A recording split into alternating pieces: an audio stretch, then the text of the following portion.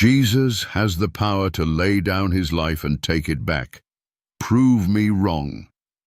If Jesus isn't God, then how does he claim to have the power to lay down his life and take it back?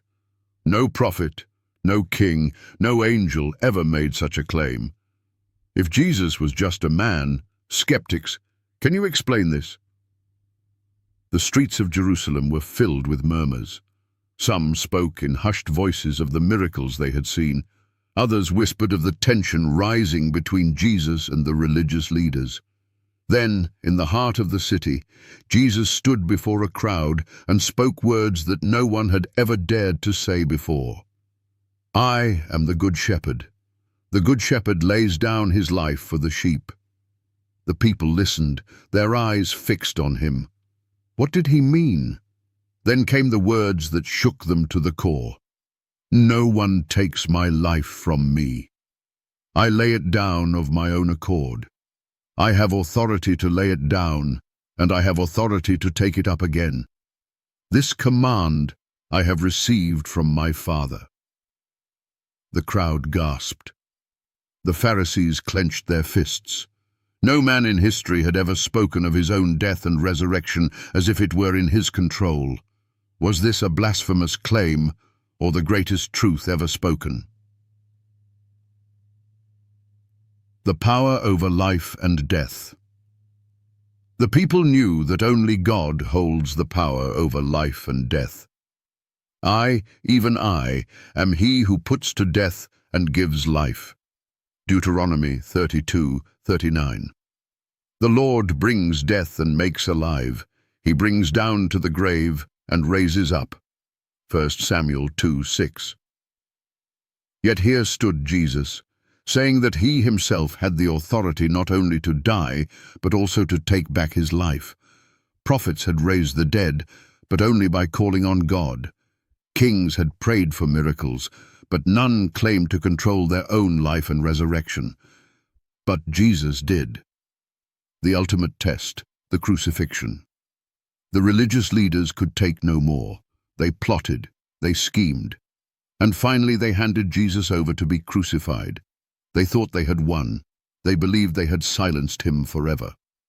As Jesus hung on the cross, bleeding and bruised, the crowd jeered. He saved others, but he cannot save himself, they mocked. But they didn't realize Jesus was not a victim.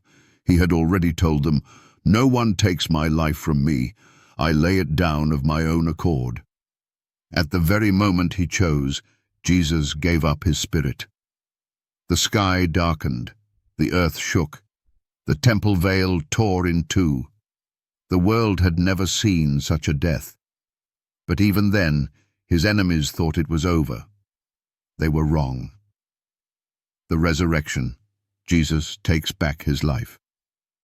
3 days later, something happened that no one could deny. The tomb was empty. The stone was rolled away.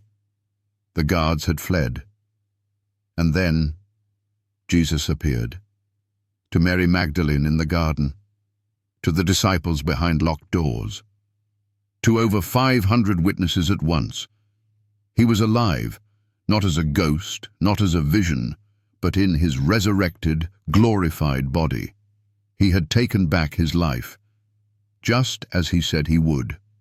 The challenge to skeptics. Here's the challenge. If Jesus isn't God, explain this.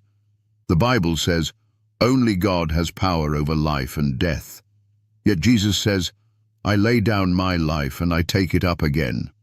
No prophet ever made this claim. No angel dared to speak such words.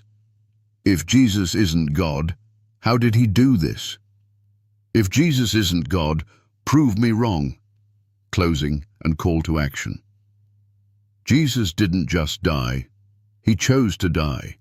Jesus didn't just rise. He had the power to rise.